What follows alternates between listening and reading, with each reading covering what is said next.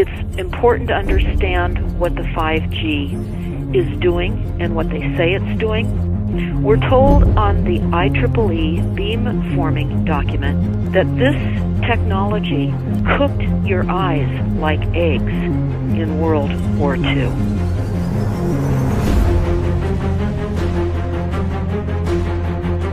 And you all need to understand these are military weapons. These are assault frequencies.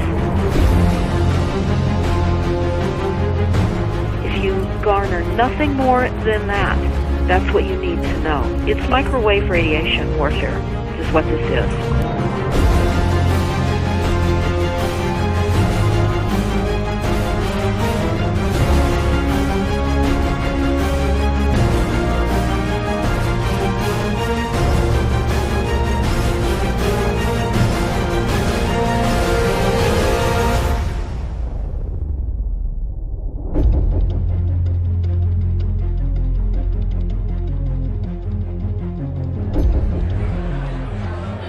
Ladies and gentlemen, please join me in welcoming to the National Press Club Federal Communications Commission Chairman Tom Wheeler. It's an honor to be here at the National Press Club. The first generation wireless, 1G, was voice. The second generation, 2G, allowed both talk and text. The third generation, 3G, the internet, in a limited way. And today's technology, 4G, completed that digital migration. But if anyone tells you that they know the details of what 5G is going to become, run the other way. This video is brought to you by the number 5 and the letter G. And pretty soon, everything else will be too. I have to tell people 5G is a killer. I'm Mark Steele. Anybody who hasn't heard me, I'm a weapons systems head-up display expert, one of the leading experts in the world. I've actually brought cover in relation to this, and the reason I became an expert was because I invented them. What I'm going to say to you today, do not believe a single word I say. Not one. I want you to do your own research. You'll find it's absolutely terrifying. You got your body cover? Aye. Oh, good lad. Right, because I'm talking to that. This 5G roll-up is a weapon system. I've got a letter in with central government because I know about weapon systems more than anything other. In Britain, in a place in the north of England called Gateshead, a scientist there called Mark Steele has been very publicly and actively warning people about the effects of LED streetlights, which he says in Gateshead are emitting now 5G. Right, what's the crack? Yeah, lads. I'm just having a word with these Gateshead council workers about replacing these transmitters on these lights that are causing harm and assaulting the community. This is an existential threat to the economy, to the environment and humanity. If these transmitters are everywhere, then everyone's at risk, surely.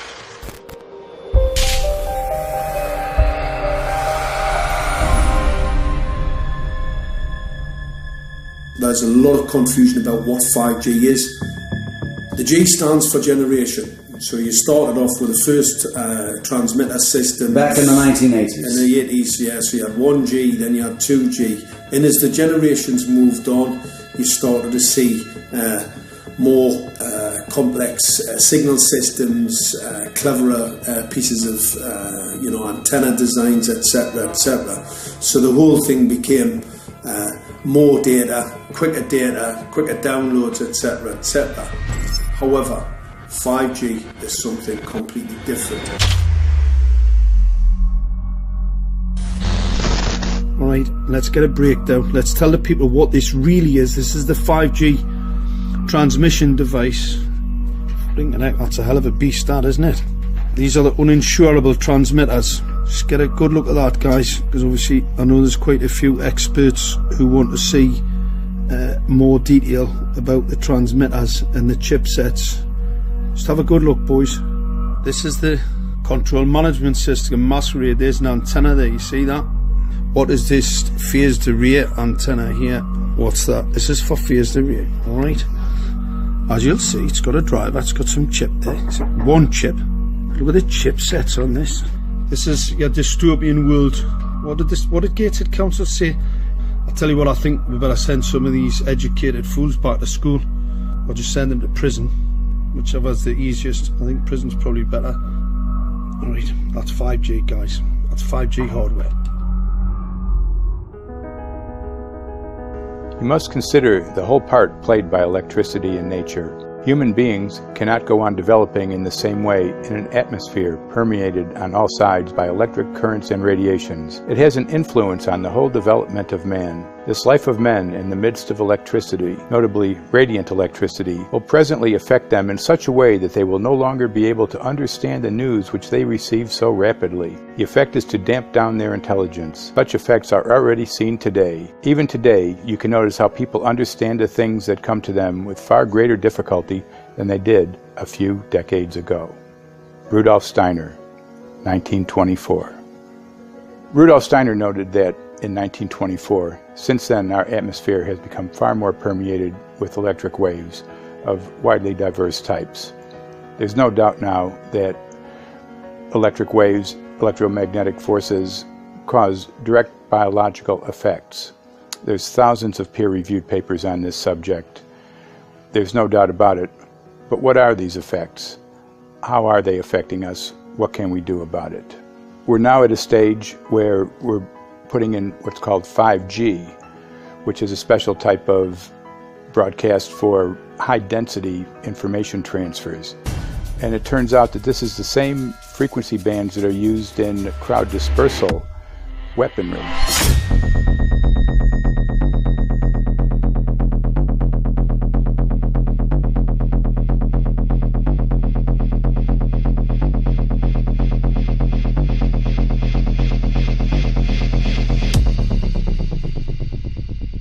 .5G, first and foremost, is densification. So it's significantly more transmitters in close proximity to a human, and it is also a sophisticated, illegal, unlawful transmitter.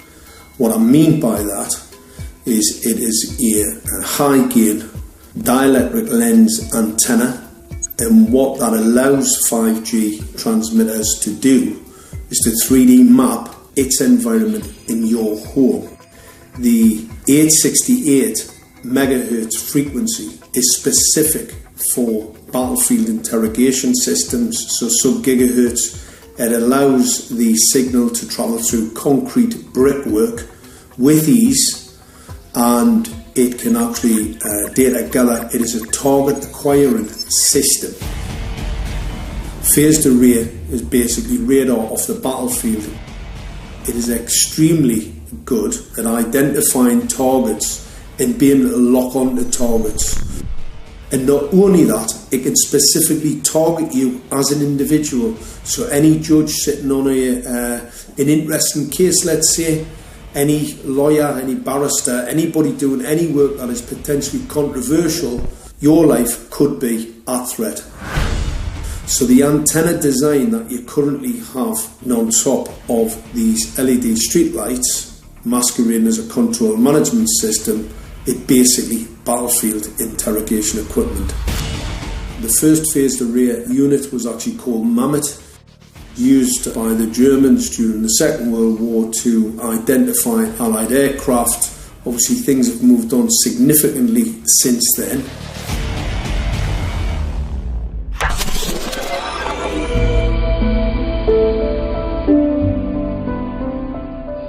Well, I joined the Royal Navy in 1960, and I specialised in microwave warfare.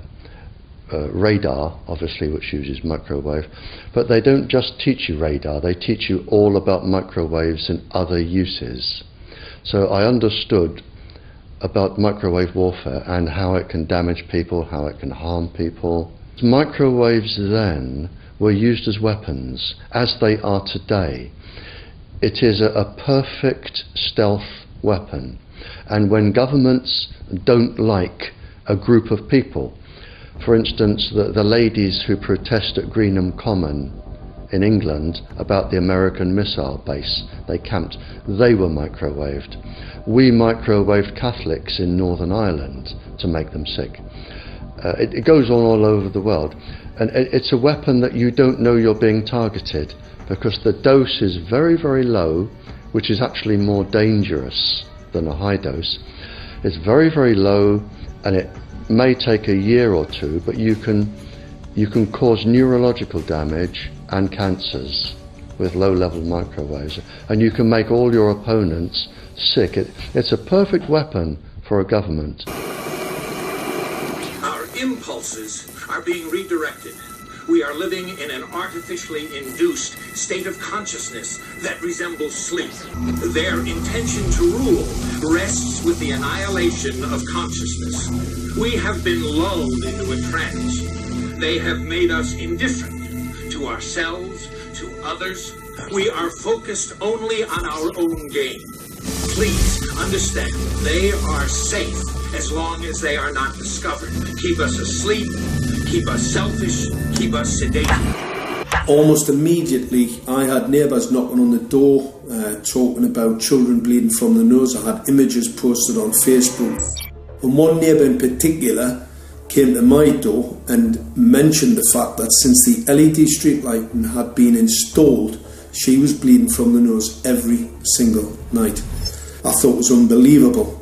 However, I spoke to another neighbour who lived not far from the first lady who mentioned this, and she also confirmed that since the LED street lighting had been installed, she also had started to develop nosebleeds and had never had nosebleeds before in her life.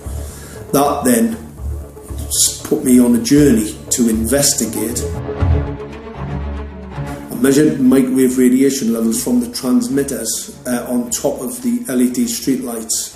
The basic 868 megahertz, it was significantly higher than the current Council of Europe 1815 resolution, which is a maximum of 600 millivolts. I've measured up to over 3,000 millivolts. 5 to 6 times higher than the guidelines. Significantly higher than the current Council of Europe 1815 resolution, which states that 200 millivolts should be the maximum. The Bioinitiative report states that it should be significantly less than that. So we've got the Council of Europe, that's, you know, the international criminal courts are stating that, you know, the learned judges have said that 200 millivolts, and I'm measuring in bedrooms in Gateshead minimum 600 and up to 4,000. Does this mean that in 2020, 2021, when 5G is destined to roll out globally, that you're going to get those kind of readings everywhere all the time? Everywhere all the time. Worse than that? Worse than that. Yes, 5G will connect the Internet of everything. If something can be connected, it will be connected in a 5G world. Hundreds of billions of microchips connected in products from pill bottles to plant waterers, requiring massive deployment of small cells. We won't wait for the standards. Now, to make this work, the 5G build-out is going to be very infrastructure intensive. We must reject the notion that the 5G future will be the sole provenance of urban areas. The 5G revolution will touch all corners, and that's damn important. The interconnected world of the future will be the result of decisions we must make today.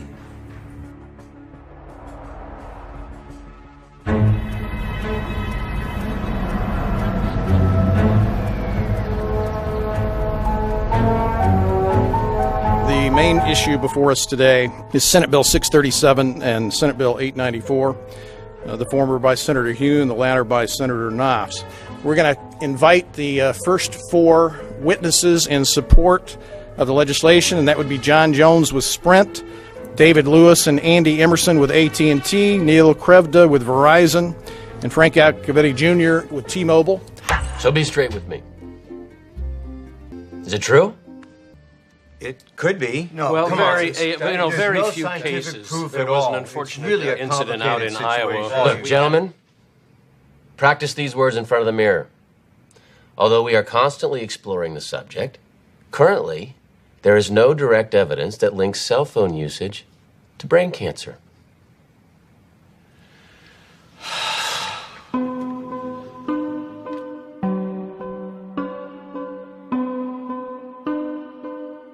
I'm Sharon Goldberg. I'm an internal medicine physician. I've practiced medicine for 21 years, and my background is mostly academic, internal medicine, hospital-based, clinical research, and medical education. I'm a certified Microsoft small business specialist. I worked on space station designing the cabling system for the airlock module, where I was responsible for EMI, EMC analysis, which is electromagnetic interference, electromagnetic compatibility. I am a professor in the Department of Epidemiology, Biostatistics, and Occupational Health, and I teach there both toxicology and health effects of electromagnetic radiation. My name is Daphne Tachover, and I'm the founder of an organization called We Are the Evidence. We are an organization that represents the many adults and unfortunately many children who have become very sick from wireless technology radiation. There seems to be a couple false Easter eggs being put out there right now. I want to make sure we dispel that right off the gate. The effects of wireless on health scientifically are very, very clear. So it's always pushed back to the definition of an acceptable level of radiation. And that's what this is, by the way. This is about radiation. Wireless radiation has biological effects, period. My name is Dr. Angie Kolbeck. I've been reviewing the studies showing the impacts of wireless radiation on our health, and there are now thousands of studies showing the following adverse health impacts to wireless radiation: cancer, oxidative damage, DNA damage, DNA failure. Things like memory, dizziness, anxiety, brain fog. Headaches, nosebleeds, cognitive problem, exhaustion. We have evidence of DNA damage, cardiomyopathy, which is the precursor of congestive heart failure. Short and long-term memory loss, decreased attention spans, lower reaction times, even involuntary contractions of muscles causing misalignments of spines and jaws. Breast cancer. We suddenly have breast cancer in women who have no DNA predisposition. Disrupted immune function and change in stress proteins. Reproductive and fertility effects. There are dozens and dozens of studies that show beyond any doubt what this radiation is doing to our sperm. Now, if you take the cell phone out of your pocket, the sperm will recuperate within 3 to 4 months. What would not recuperate would be the damage to the DNA of the sperm. That is irreparable. The wife of the ex-governor of Indiana was diagnosed with glioblastoma. Same brain tumor Ted Kennedy had and John McCain had. Did you look at John McCain's scar? This is a cell phone brain tumor. LeBron James, one of our sports people, had a salivary gland tumor. That is another cell phone tumor. You didn't hear about it because immediately after that was discovered, he was paid by Samsung to become their spokesperson. We are seeing increases in brain tumors. We're seeing increases in Alzheimer's. We're seeing increases in all of the neurotransmitter diseases, ALS, Lou Gehrig's disease, Parkinson's. These are all disease systems that are known to be associated with low-level energy exposures. We talk about 24/7, around-the-clock exposure, wherever you are and your whole body. You never get away from it. And it seems from our studies that maybe your immune system can cope with for a time, but it will deteriorate. Then the irradiation will definitely damage cells at a deeper level, and the question is what will then happen? These are out of peer-reviewed papers, so these are not just hypochondriacs thinking that they're doing it. We're having real problems with this. This is no longer a subject for debate when you look at PubMed and the peer-reviewed literature. These effects are seen in all life forms: plants, animals, insects, microbes. So 5G is not a conversation about whether or not these biological effects exist. They clearly do. There is scientifically evidence that is so strong that you can be certain that the standards used by the FCC to manage health effects are wrong. We need to start measuring how much radiation are people being exposed to. before we roll out 5G, there are 4 kinds of electromagnetic fields that we know are harmful to human health. So radio frequency radiation, magnetic fields, dirty electricity, and electric fields, okay? Our exposure, any given person, and all humans are affected by EMFs. What is our exposure in a day? It's not one cell phone. It's cell phones, it's multiple wireless networks, it's smart meters, it's cell towers. It's this sandwich, and it all adds up. The data we're going to look at are all published science, testing results, or public standards. At the bottom end of the radiation scale of what's called power density, or signal strength, is the minimum level at which cell phones will work, which was found to be 0.2 billionths of a microwatt per centimeter squared.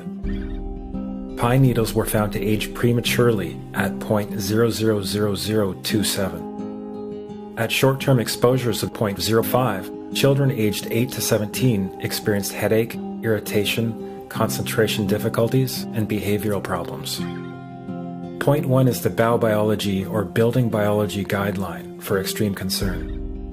1.0 produced sperm DNA fragmentation and a decrease in sperm viability in vitro. Also at 1.0, the science shows the following bodily effects can occur: headaches, dizziness, fatigue, insomnia, chest pain, difficulty breathing, and indigestion. 2.5 saw altered calcium metabolism in heart muscle cells. 4.0, changes in the hippocampus affecting brain memory and learning. And at 6.0, DNA damage in cells.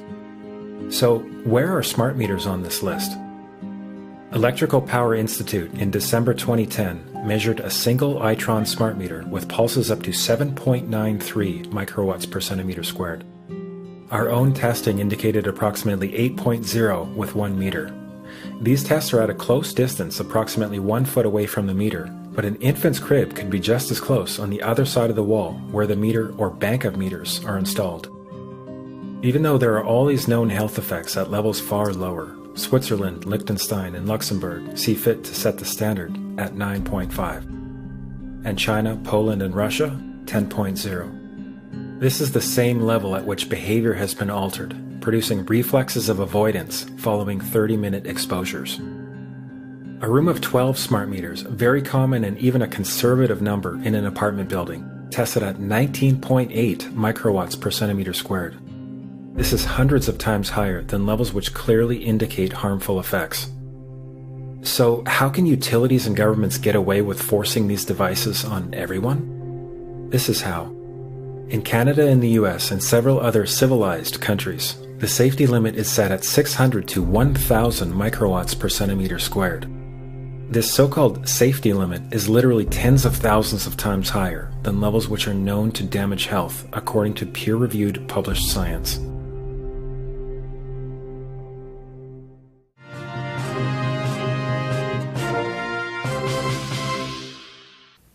Faster, better, more reliable internet. That's the promise of 5G technology, but there is also the peril.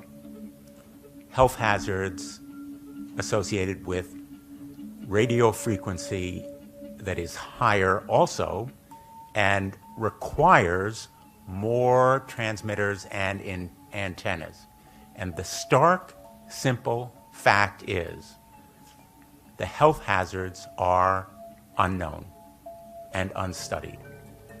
And that is a sign of neglect and disregard on the part of the Federal Communications Commission that seems unacceptable. There have been no answers so far. The FCC basically has said everything's fine, but in order to reach a conclusion about the health and safety of this new technology, we need facts. Mr. Chairman, thank you for having this hearing. 5G, as you well know, also uses higher frequency waves that don't travel as far and will rely on a network of hundreds of thousands, potentially millions of small cell sites. And the question then is, are there any health implications, any public safety implications to those additional sites that are likely to be located close to homes, schools, workplaces, and closer to the ground? Correct? Correct, Senator. Yes. So my question for you, particularly Mr. Gillen and Mr. Berry, how much money has the industry committed to supporting additional independent research? I stress independent research. Is that independent research ongoing? Has any been completed? Where can consumers look for it?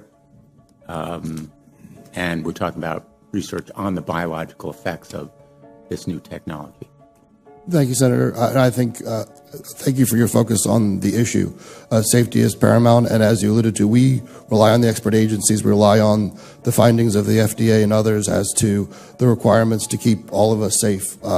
There are no industry-backed studies, to my knowledge right now. Happy to visit with you as to what opportunities you think there needs to be more studies, and we're always for more science.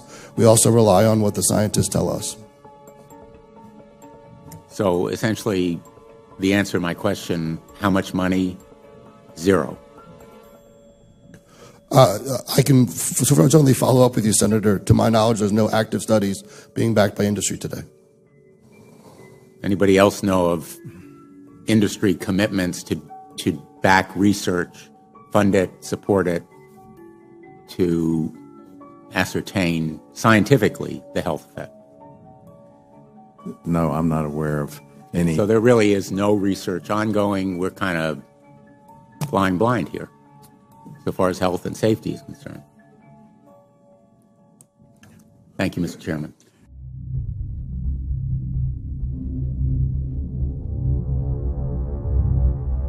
You're a trained medical professional. Yes. We don't have one on the panel. What are we to make with of the American Cancer Society, for example, telling us there's no evidence of harmful product? Many of these organizations have conflicts of interest. Very briefly, if you can, what do you mean by conflict of interest? One of the first things that you teach residents is that you always have to look at the funding. There's a tremendous amount of sponsored research by people who are hired to do studies to find no effect. And that's plagued this field in a number of countries. The radio frequency radiation work that we did was supported by Motorola. The relationship was really very cordial and very stress-free, but only up until we started generating data.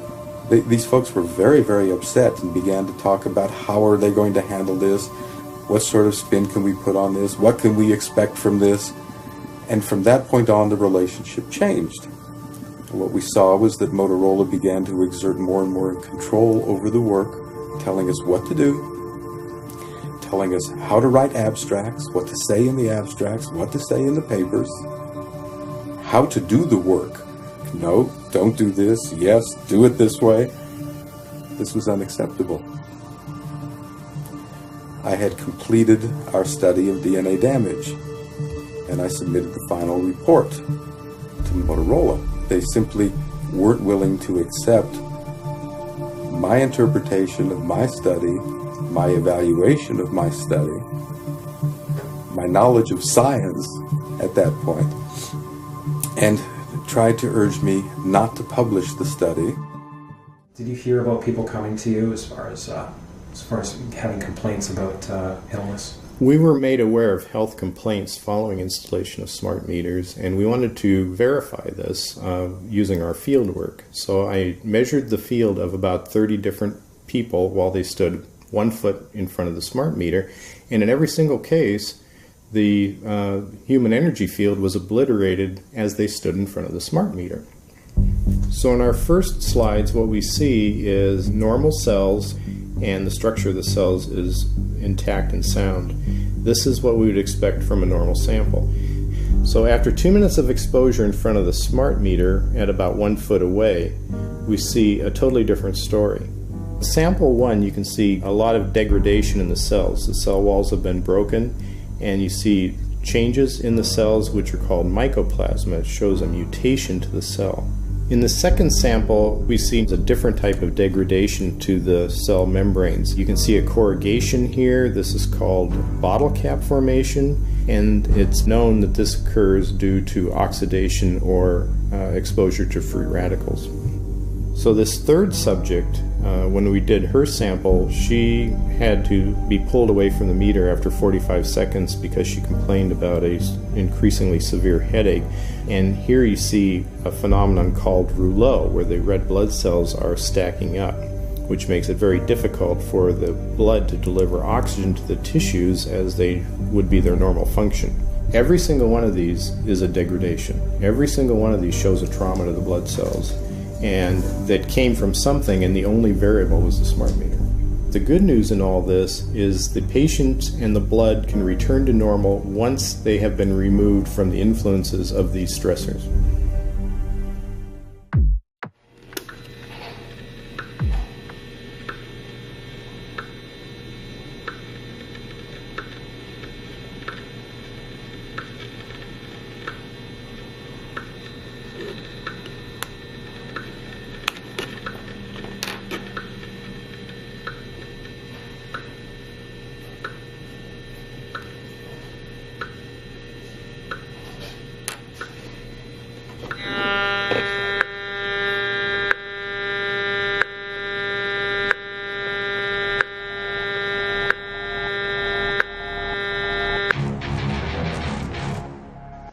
Some of the effects that we can look at, well, one thing is just our regular Wi-Fi, 2.4 gigahertz. That's in the same range as microwave ovens, which are also called radar ranges, because that is radar. 2.4 gigahertz is interesting. It's not the peak absorption rate in water for microwave frequencies, but it's at a point where it allows full penetration, because if it came in at the peak, it would prevent the insides from getting warm. So that's with basic Wi-Fi. Now when we look at 5G, 60 gigahertz, this is what they call active dispersal sort of weaponry, just to keep people back. It burns the skin. It doesn't penetrate, but 60 gigahertz is the frequency of oxygen molecule absorption. Since they have electrons that they share with each other, what we breathe is actually O2, pair of oxygen. So being bombarded with 60 gigahertz could very well impair our oxygen absorption rate in our body, and thereby the whole basis of our living system. Martin Pall says, putting tens of millions of 5G antennas without a single biological test of safety has to be about the stupidest idea anyone has had in the history of the world. So assessing all this, we have experts in various fields: military EMF weaponry, biological effects on humans, firefighters that are getting cognitive impairment by being there in them, countries that are banning these sort of technologies around schools because of the impairment to cognitive. Let's weigh that up in light of what Rudolf Steiner said in 1924 about just mere radio causing the impairment of cognitive functions on people, that they can receive news from around the world, but they can't understand it as well because of the effect of the electricity. We have to say, something smells sinister here. With the 5th generation, it's actually a whole new ballgame. It's not using the same technology. They're switching to military-grade millimeter wave technology. And when you look at this technology, I mean, if you go and look at DARPA reports, come and look at some of the patents that the United States military has put out on what they can do with psychological weapons, all sorts of things, crowd control, active denial, anything you can think of. This is what they can do with 5G. So any type of military application you can think of which has an electromagnetic base, they can do with 5G. And they're putting this out blanket across the population. Ladies and gentlemen, the President of the United States. Good evening, my fellow Americans. In the councils of government, we must guard against the acquisition of unwarranted influence, whether sought or unsought, by the military-industrial complex. The potential for the disastrous rise of misplaced power exists and will persist. We must never let the weight of this combination endanger our liberties or democratic processes.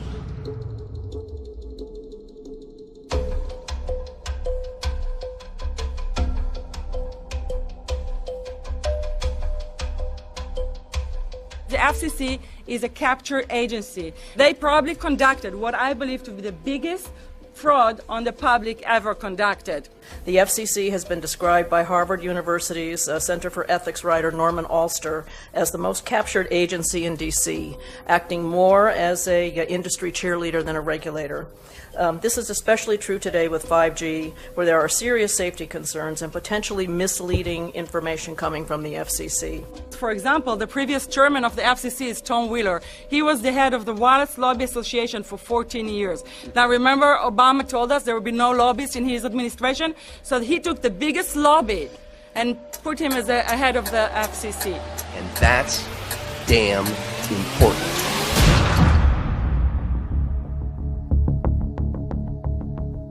In 1993, the FCC started a rulemaking to adopt the IEEE regulations on this issue. IEEE is an engineer association. Why is it that we adopt regulation of engineers who maybe know how to measure this radiation when it's passing a wall, but not when it's passing a body? All our health agencies objected it, saying that it makes no sense to adopt engineer association, that they had not even one biomedical person on their team. They are effectively indemnified against adverse health impact lawsuits when the acceptable limits are higher than the limits actually shown to show harmful health effects. The FCC guidelines were developed for short-term exposures, 6 minutes, 30 minutes, depending on it's a phone or an outdoor exposure. And they have absolutely no connection to the biological effects that have been very clearly summarized in the Bio Initiative. So as you can see, there's a number of individuals in this room today that have serious concerns about this as regards to their health. If one of your companies decides to put one of these small cells up at a pole that's within, say, 50 feet of one of their houses, what recourse do they have to say, is there a way to move it somewhere else? There's language in the bill so that the authority can require the applicant to come forth with certification of compliance with the FCC's rules related to radio frequency emission. Remember that denial of request or denial of permit request that you can put in? It's going to point back to the acceptable levels as determined by the FCC, not the EPA or not the CDC, the ones who usually take care of health concerns, but by the FCC, which is staffed by former members of the telecommunication industry. That's a fox guarding the hen house. It's a fact that most insurance companies will not indemnify against EMF effects. Telecom companies around the world are warning their investors of potential major costs due to real or alleged risks of EMF pollution from their products. Interestingly enough, they're warning their investors, but they're not telling their customers. They're basically keeping it quiet because that's where their money comes from. So we're using technology that could be very potentially harmful to us, and the investors know it. But their only worry is that they might lose money, not that our health might be affected. First of all, I think what you should really think about is why is it that they're not insured? It's not that they chose to be self-insured. They're actually rejected by the insurance company from being insured because they understand the risk. And so the insurance companies, the big insurance companies, will not insure the telecommunications? So there's insurance companies, and then there's what's called secondary insurance companies. Secondary insurance companies are the insurance companies that insure the insurance companies. So in an event, an insurance company, let's say I insure Verizon, and it may not be able to meet the claims, then the secondary insurance company is kicking in. Like Lloyd's of London. Sorry? Like yes, Lloyd's of exactly. London. So two leading ones would be Lloyd's of London and Swiss Re. Both told the insurance company not to insure the wireless industry, and this is why they're not insured. And that should give you a hint. Now, this is exactly why they have to prevent a health lawsuit. And how did they prevent lawsuit? That goes back to Section 704.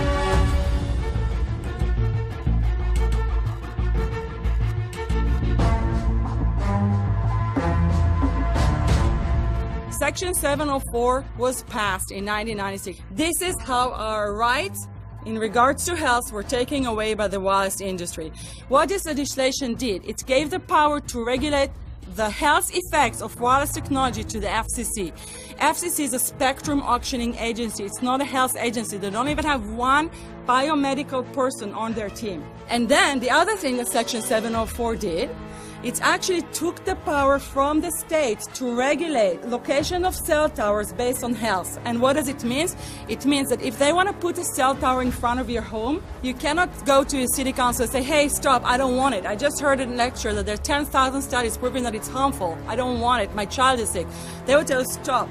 You're not allowed to mention this in the city council because Section 704 says that if you will, and if the application will be rejected, the city will be sued, can be sued by the wireless industry.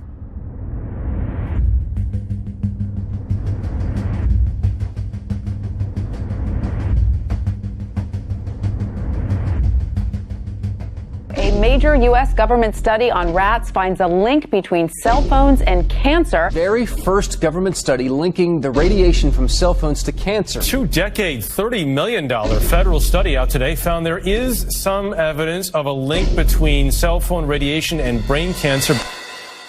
Professor, what is the NDP? I've heard that study several times. NDP is what? So it's a $25 million study on rats and mice that was supposed to demonstrate that there were no effects of radiation below thermal. And in fact, it demonstrated exactly the opposite. And it follows on the heels of two major studies on animals that said exactly the same thing. And that study was designed perfectly to make sure that it cannot be challenged, that there will not be any doubt. That's why it took them 14 years. That's how they prevented discussion of health. And why do they want to prevent discussion of health if there's no problem with health? Simply put, FCC is completely unprepared, unable, and possibly unwilling to oversee 5G for safety, even as it barrels toward us. They are falling back on tired definitions and panaceas long since disproven by science. To make matters worse, recent FCC rulings and numerous industry-friendly bills passed at state and federal levels between 2016 and 2018 removed the last vestiges of local and state review over infrastructure siting, just when we need it the most. When those first studies were performed years and years ago, nobody knew about the importance of the microbiome, the role of the microbiome and the immune system, and even less the role of the microbiota inside our brains, that is, the microbes that are normally resident inside our brains, whose influence on brain function is nothing but immense. And you may think, well, who cares about the microbes? The less microbes we have, the better it is. Well, we know by now that this is not absolutely the case, because microbes are truly essential for the development and function of all our organs and systems. Our immune system is based on the microbes we have in our gut. And our brain also has microbes that influence its function. In tests, it's been found things like mold. If you grow mold inside a Faraday cage, it'll grow one way, and then even if the electromagnetic fields are around, take the Faraday cage away and some sort of 600 biotoxins are developed within the mold because of the effects of the EMFs upon it. Electromagnetic fields, even of weak quality, have an effect upon our microbiome, which is really essential to our whole being. This is going to eviscerate microbial DNA inside human beings, which is our effective operating system, number one.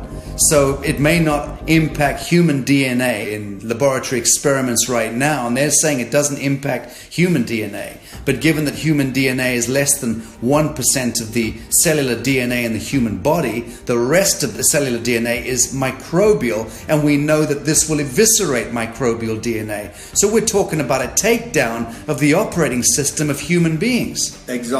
I couldn't have put it better myself.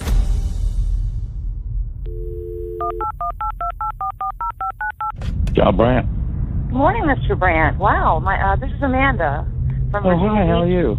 Hi, I've been trying to get a hold of you for months now. You guys are covering up chemtrails. No, we are not covering it. We have no reason to cover up chemtrails. Of course, you have every reason to cover it up. Every reason. It's called losing your job. What reasons would that be? Oh, well, you personally, you would lose your job if you were to reveal anything to me, and it's probably unsafe for you to even be speaking about this, considering the types of individuals you work for. It's not unsafe. It is unsafe. There's no problem with us talking on, you're a citizen, you're making a complaint. Oh, Lord have mercy on myself. It's a complaint in an area that we don't have authority to regulate.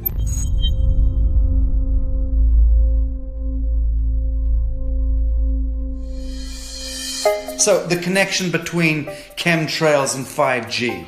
It's all interconnected. The metallized particulates that would allow the 5G phased array, so basically the radar that would allow it to be able to identify you, so it can watch you, it can identify you in your own home 24 hours a day, 7 days a week. For the last X amount of years, we've been through chemtrailing, and that is now the cat is out of the box. We've had these nanoparticulates raining down on humanity for years now, impregnating our bodies, by best account staying inside our bodies. Those nanoparticulates, what you're saying, are building up a kind of a phosphorescence glow capability so that we can be flagged up in our homes, behind concrete and steel, inside bunkers, in the basement, doesn't matter where you are. The 5G will be able to now triangulate, map and read you, because you as a living being are impregnated with these nanoparticulates, which are acting as a kind of transmission and reception technology.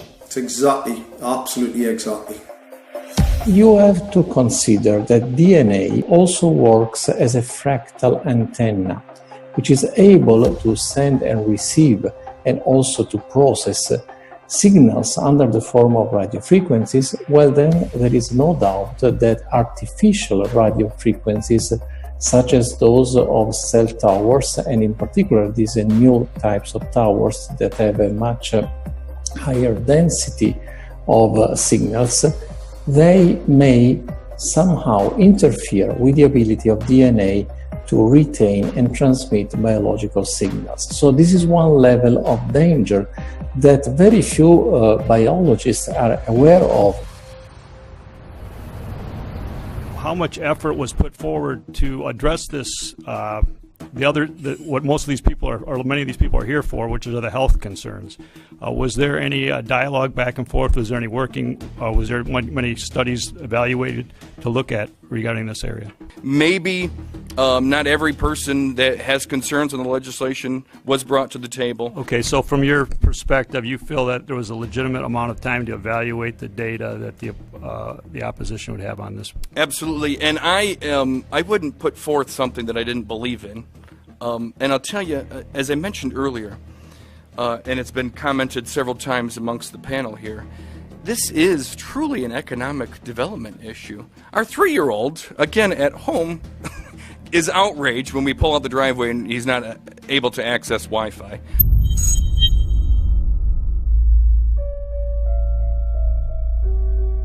I think anyone who puts Wi-Fi into a school should be locked up for the rest of their life. I really do. I think they're not fit to walk on the surface of this planet because they haven't looked at the research, and whatever incentive they have, it is not worth the genetic problems that parents are going to face with their children when they're born. France has banned Wi-Fi in nursery schools and put warnings out for regular schools because they're finding there's impaired learning capacity in children when they're around Wi-Fi. And they have to put up warning signs where they put Wi-Fi transmitters. When I got sick and I learned that they're putting Wi-Fi in the schools in Israel, I was very sick at the time, but I could not tolerate the thought that children in the schools will become as sick as I have. And after a few months of correspondence, I submitted a Supreme Court case in Israel to ban the use of Wi-Fi in the schools and replace them with wired network. The 4 top diseases that kill our children, our young adults right now, are brain tumors, thyroid cancer, testis cancer, rectal cancer, everywhere we put our cell phones. And a lot of our children are sick and they're being misdiagnosed and mistreated because the wireless industry has put billions and billions of dollars in the past 30 years to mislead the public as to the health effects and keep the public uninformed. We are performing an experiment on children. We are exposing children to microwave radiation for 6 hours during every school day. We have had absolutely no studies looking at the long-term effects of this radiation on young people or even on adults. A considerable amount of research shows that developing brains and bodies of children are much more affected than adults. And there are clear indications of a link between increased electromagnetic fields and autism spectrum disorders. We took 10 autistic children and went back to the sleeping location where the mother was when she was pregnant with that child and compared it with the sleeping location of a mother that gave birth to healthy children. We had 10 mothers in that group, 10 mothers in this group, and in the group of the autistic children, we found that the measurements that we got for the microwave exposure was elevated compared to the group of children that were normal. The fetus is affected. The exposure to man-made electromagnetic fields has become the first factor that could be isolated ever in autism that could predict autism. The fifth generation of wireless technology, or 5G as it's being rolled out worldwide without safety testing. Let me say that again, without safety testing. And how we've got scientists and doctors and environmental organizers saying, stop this. Because in terms of the effects of wireless radiation, the science is in. Wireless radiation can lead to cancerous heart tumors, brain tumors, DNA damage. Wireless radiation is linked to infertility, to autism, Alzheimer's, and more. And guess what? All the effects that I just listed, those are some of the effects that are known according to the technology that's being seen today. First of all, you have to know that we know that the other EMFs that we're exposed to are already known to be health risks. And basically that 5G, because of the frequency that's going to be used and because of the extraordinarily high pulsation levels that will be used, is a much bigger threat to our health than the things that we already have, which are very substantial threats to our health. We're not just talking about the intensity.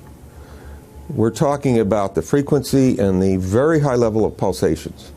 There's a huge literature which shows that pulsed EMFs that pulse up and down very rapidly, are in most cases much more biologically active than our non-pulsed EMFs. Every single wireless communication device communicates via pulsations, but the industry completely ignores this issue. The problem with 5G is that they're planning to put out tens of millions of these antennae all over the place without doing one single biological safety test. Are you implying possibly that we, the consumers, are the guinea pigs since they haven't really done tests to see the effects in a smaller setting? I mean, that's not an implication, it's a statement. We are, yes. Cancer is not the main concern that I have. I'm really concerned about sperm count and about effects on pregnancy. How many of you know that 1 in 6 American couples is unable to have a child when they want to? How many of you know that last year the birth rate in this country dropped the most that it ever has in recent history, 3% in a single year? People look at the sperm, and people use cell phones, and the sperm, usually sperm swim, and they swim straight. But if you expose them to radio frequency, mobile phone waves, they swim in a circle. Studies have been done here in Australia, taking sperm from healthy men. And one test tube gets exposed to cell phone radiation, and one test tube is not exposed to mobile phone radiation. And then the results are evaluated. And this is a measure of vitality. We measure how well the sperm swim. This is a measure of motility. This is a measure of mitochondrial DNA damage. They have 3 times as much damage on their DNA if they have been exposed to mobile phone radiation. The data on that are rock solid. Cell phones can damage sperm quantity and quality. Your embryo, your uterus in the fetus, where your child is developing for the first 100 days, in the ovaries, the eggs do not have that protection. So they are at maximum risk from radiation. And for the first month or so, you wouldn't even know you were pregnant. You wouldn't even be taking precautions. That is the main danger area. So you give birth to a daughter, but her ovaries are now contaminated. She may be normal, she may be genetically damaged, but her ovaries are at the most risk. So when your daughter grows up and she becomes pregnant and has a baby, this is where one of these eggs will be fertilized and come out. So the real damage here is your grandchildren. That is where it is going to show most. Do you think that there is a chance that within the third generation of females, they may be irreversibly sterile? Not in the third generation, but in the fifth generation, and that would for humans be something in the order of 150 years ahead of us. And of course, then it's too late to say that you are sorry, and it's very too late to say stop. There is a wealth of papers. I mean, we're talking about thousands of published papers in the scientific literature, few of which, or sometimes none of which, have entered the official documentations from authorities and likewise. So I think it's really time to have an independent compilation of data. Such was done at August 31st, 2007 in the form of the Bioinitiative report, of which I was one of the authors. And then we put together approximately 2,000 scientific references on a little bit more than 600 pages, clearly saying that if you, for instance, if you are a rat or a mouse or a cell or a molecule, you should definitely not allow yourself to be exposed to this. And in the meantime, we have this full-scale experiment using our own kids.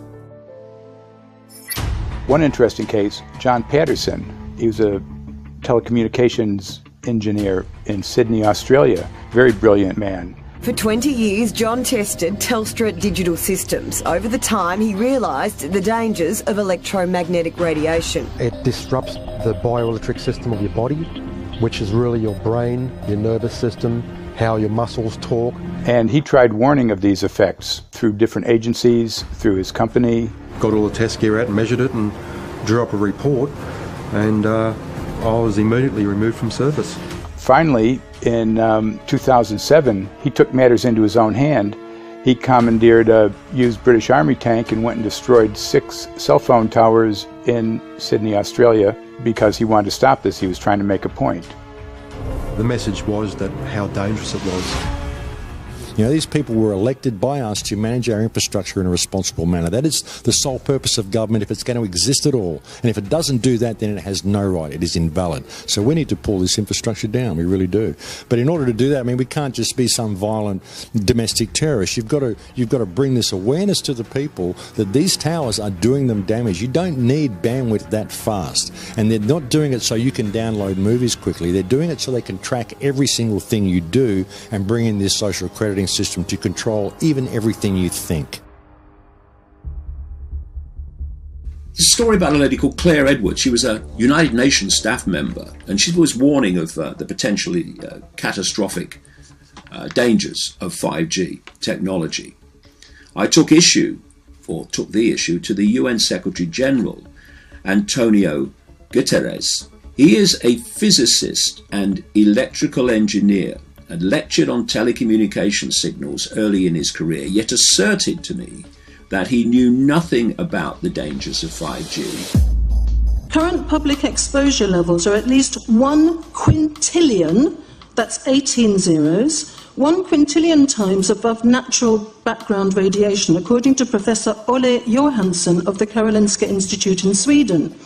The highly dangerous biological effects of EMFs have been documented by thousands of studies since 1932, indicating that we may be facing a global health catastrophe orders of magnitude worse than those caused by tobacco and cigarettes. 5G is designed to deliver concentrated and focused electromagnetic radiation in excess of 100 times current levels in the same way as do directed energy weapons. There is currently an international appeal signed by 237 EMF scientists from 41 nations urging the UN and particularly the WHO to exert strong leadership in fostering the development of more protective EMF guidelines, encouraging precautionary measures and educating the public about the considerable health risks, particularly the risks to children and fetal development. Sorry, because we are talking with someone that is a little bit ignorant on these things. You're talking to the Wi-Fi systems? I become worried because I put those devices in my house. I will have to, I confess my ignorance on this. We will have to, but I'm going to raise this with WHO, which I think is the organization that might be able to deal with it properly, because I must confess I was not aware of that danger.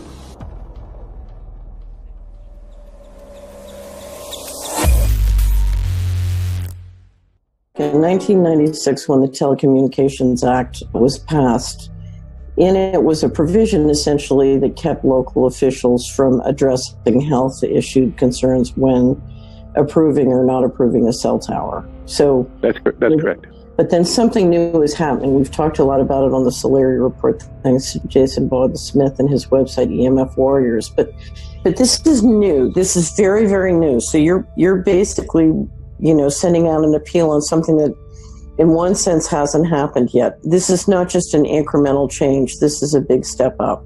It's a sea change. An onslaught's not an improper word. It's a bombardment. So instead of a cell tower 1 mile or 2 miles from you and you still have cell phone service, we're going to have antennas every block, and some poor soul is going to have one mounted to a utility pole maybe less than 20 meters from their home. So this kind of, invasive bombardment with this many antennas, just in 1 square mile, if you do the math, 1 per block and 16 blocks per mile, that's about 250 antennas per square mile. The millimeter wave is untested. Former FCC Chairman Tom Wheeler openly said that they don't plan to test. We won't wait for the standards. And then our appeal also addresses the fact that there's a plan to roll out 5G through satellites in low Earth orbit. So 20,000 satellites, which will cover every square foot of the planet with a 5G signal. 6, 5, 4, 3, 2, 1. Night after night, politicians and other leaders were telling Americans that Sputnik revealed that we were at great risk. Not just our pride, but our security is at stake. If Russia wins dominance of this completely new area, well, I think the consequences are fairly plain. Probable Soviet world domination. We choose to go to the moon in this decade and do the other things, not because they are easy, but because they are hard. Because that challenge is one that we're willing to accept, one we are unwilling to postpone, and one we intend to win. Welcome, everybody, to the White House. This is White House 5G Summit. My name is Justin Clark. I'm the Director of Public Liaison, and we are thrilled to have you here today. Really happy to be joined by a lot of leaders in industry, members of Congress and the Senate, White House leaders on this, and people from the FCC. Before we start, one, we are government, so don't assume we know anything, okay? I do agree. I don't know anything. I have become accustomed to giving speeches in my new position on subjects about which I frankly know very little, and we need more cell towers and connections in Connecticut, my home state. It's ridiculous. The U.S. is in the lead thanks to our private sector as well as the work of the FCC and this administration overall. But China and South Korea and many other countries are eager to claim this mantle. We have every intention to deploy 5G first and reap the benefits of faster and more robust wireless. Yes, I hope we beat China, of course. And get to gigabit speeds and low latency, and the race has begun. Let there be no mistake. The race to 5G is a sprint. Winning the global race to 5G, it's a national priority. We must bear in mind the national security implications of winning the race on 5G. Today we're talking about the importance of being first in 5G, continued commitment to putting America first in the race to 5G. We're calling it America First, 5G First. Well, our strategy is called the 5G FAST Plan, a plan to facilitate America's superiority in 5G technology. Connected devices for health applications, which I love, has the capacity to make people healthier, as I understand it, a lot of medical applications. Industry is not asking the government for money to build 5G networks.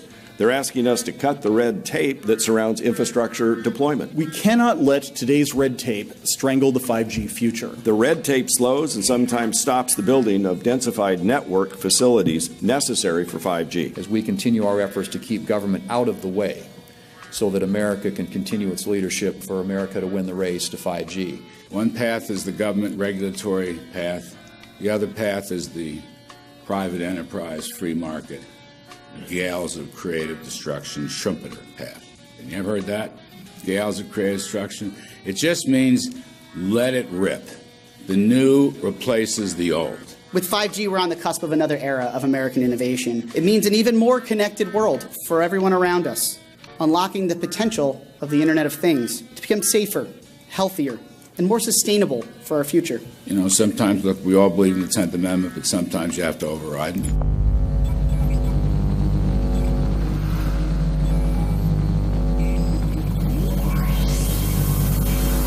By the way, the 1996 bill permits that kind of override. We're not here to be completely heavy-handed, but sometimes you got to do what you got to do. And some of these states or cities that don't want to cooperate want to shake us down. We can't allow obstacles and barriers to stop this movement. That's all.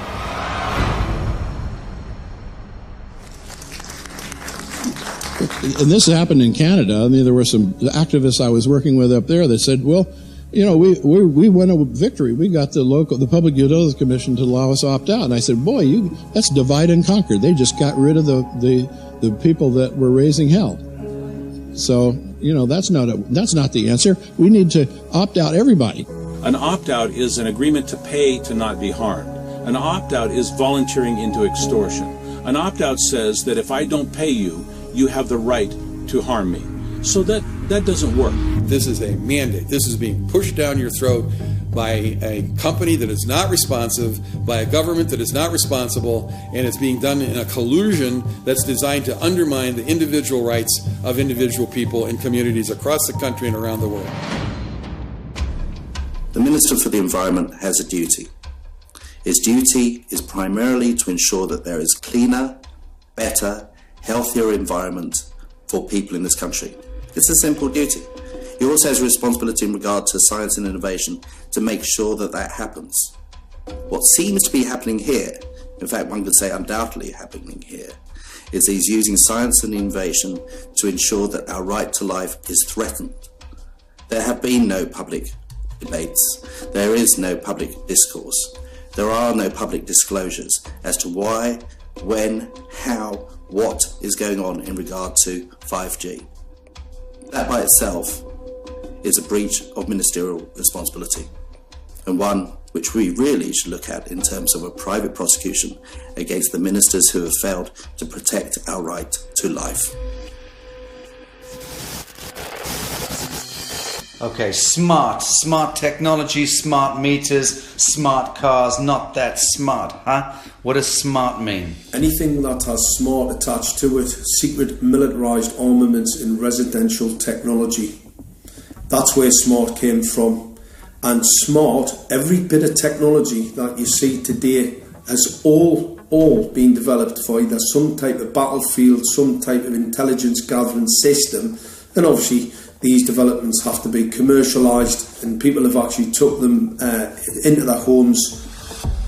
The definition of a smart grid is a wireless system that will fundamentally turn every single appliance in your home into the equivalent of a transmitting cell phone. That's every computer, every television, every furnace, every air conditioner, every coffee machine, every printer, every single appliance that you have in your house will eventually, in a smart grid, have an antenna that's embedded into it that will transmit your usage data to a smart meter on the outside of your home that will then transmit your usage data to another tower receiving a usage signal that will then go to the utility company for supposedly billing purposes. Not all signals will just be about your individual use. There will be aggregate meters that will bounce signal from house to house to house within a neighborhood that will then accumulate all of the usage data that will transmit that to the utility company. Now, what that will do is that the end metering system that is transmitting all of that data will be firing an RF signal at many, many times a second, which will increase the average homeowner's radio frequency radiation exposure exponentially.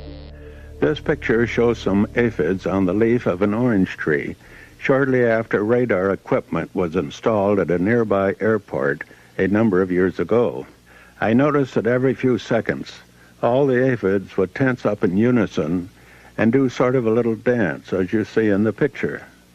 Upon further investigation, I found that the interval of time between the activity of each dance coincided exactly with the rotation of the radar rotor device at the airport, which was a distance of approximately 14 miles. The antenna arrays create this steerable beam, which helps concentrate the energy. The beams get pointed at the user. What's a MIMO tank? Massive in, massive out. British government have got a plan to roll 400,000 out. This is so that you've got 5G in every nook and cranny, every part of the countryside, so that you can have autonomous tractors, believe it or not. However, those transmitters, these are radar. It is phased array radar. Though that radar signal sweeping the countryside will kill every pollinator, every biological structure, it will sterilise livestock, it will kill the ground, so consequently land won't have a value, obviously farmers will die, the community will be under attack. The community will be under attack. If we can't produce food, if we kill all the pollinators, we're in serious trouble. The takeaway is that 5G, the $1 trillion rollout of 5G by our friendly local government, is definitely a weapon system masquerading as a modern efficiency technology. It most certainly is. And what I put it down to, it's economic terrorism. There is no value, nil, in killing off your population, in destroying your ability to grow food, to kill all your pollinators. They may have a nice financial number on a piece of paper, but in reality, dementia, diabetes, all the things that are currently crippling the NHS, a burden on the country, illness, mental health issues, the focus of that cause can be identified and has been identified in the science. The science is proven. The epidemiological data that we're seeing on the street is now substantiating that science. The DNA inside you, the mitochondrial DNA, you can trace unchanged to your mother, her mother, her mother, right the way back to the beginning of the human race in Africa, the Stone Age. It is unchanged, the mitochondria, and that is being unchanged in your children, which means if you damage it, your child could be genetically damaged, then her child, and her child, and her child, forever. You are condemning the future generations of every single child. There is, however, a light at the end of the tunnel, or there is some ray of hope. Thanks to the principles of biological quantum entanglement that we have learned how to exploit in the field of biology and medicine, now we can transfer the information from the microbial DNA to the human DNA. And in so doing, we can train, so to speak, the microbes to withstand whatever extreme condition they are exposed to, including this new technology. And then we can train them to transfer this resilience of theirs to our DNA. So let's say that there are good reasons to be worried about the introduction of these new technologies, but fortunately, since the knowledge in the field of quantum biology, in the field of microbiome medicine is advancing as fast as potentially harmful technology, then we can exploit this knowledge to protect ourselves from any real potential or perceived danger from these new technologies. I've met with molecular and cellular biologists, with blood microscopists, with weapons development experts, frontline activists and researchers, and all the stories I'm hearing from these experts and pundits leads to the same thing. 5G is almost certainly the end game. It is an extinction event brought into our homes, into our classrooms, onto the high street, into the very cells and DNA in our human bodies.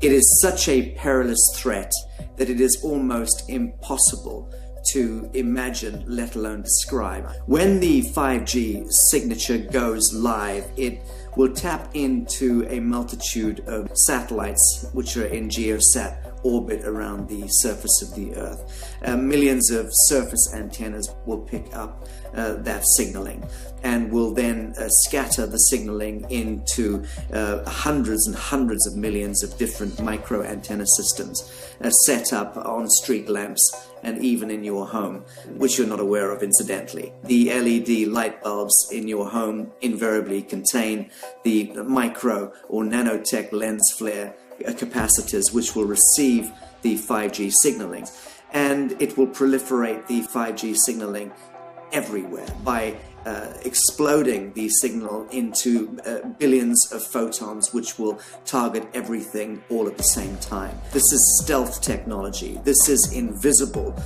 science. But what it means in simple terms is that you will be flagged up, visible, trackable inside your own home. Anywhere you move on the surface of the Earth, they will have a lock and load tracking capability over you.